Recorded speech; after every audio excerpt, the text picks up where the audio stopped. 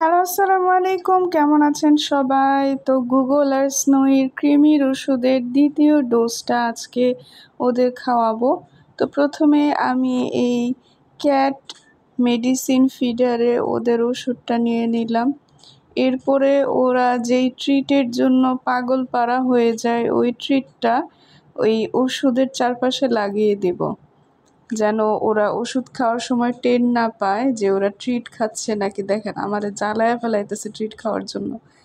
দিব তো ওষুধে মাখায়া তারপরে ট্রিটটা খাইতে দিব, তাহলে ওরা টেরও পাবে না যে ওরা ওষুধ খাইলো নাকি ট্রিট খাইলো। দেখেন কি পরিমাণ জ্বালায় ওষুধ খাওয়ার জন্য, এই জন্য ট্রিটটা কেনা।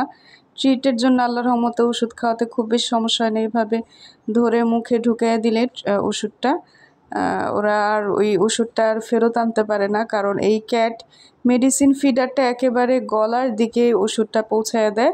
আর ট্রিটের কারণে ওরা স্বাদও বুঝতে পারে না, তখন ওষুধটা গিলে ফেলে।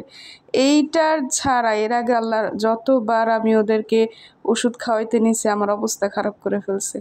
আলহামদুলিল্লাহ এই ট্রিটটা এত পছন্দ করে ওরা, ওষুধ খাওয়ানোর আমার অনেক ইজি হয়ে গেছে। ক্যাট ট্রিট কিছুটা এক্সপেন্সিভ, না হলে ওরা যে পরিমাণ পছন্দ করে আমার তো মন চায় সারাদিনই ওদেরকে ট্রিট খাওয়াই।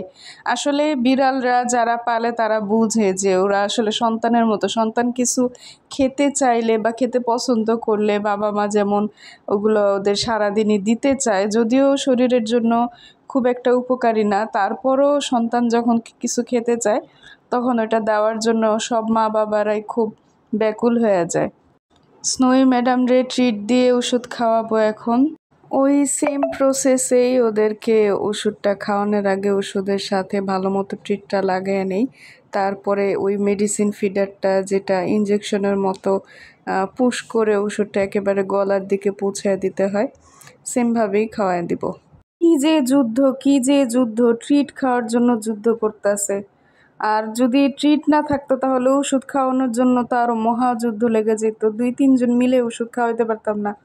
এই যে ওষুধটার গলায় দিয়ে দিচ্ছি, ক্যামেরাটা সরে যাওয়ার কারণে ভিডিওটাতে আর দেখাতে পারলাম না ওর মুখে কিভাবে ঢুকিয়ে দিলাম।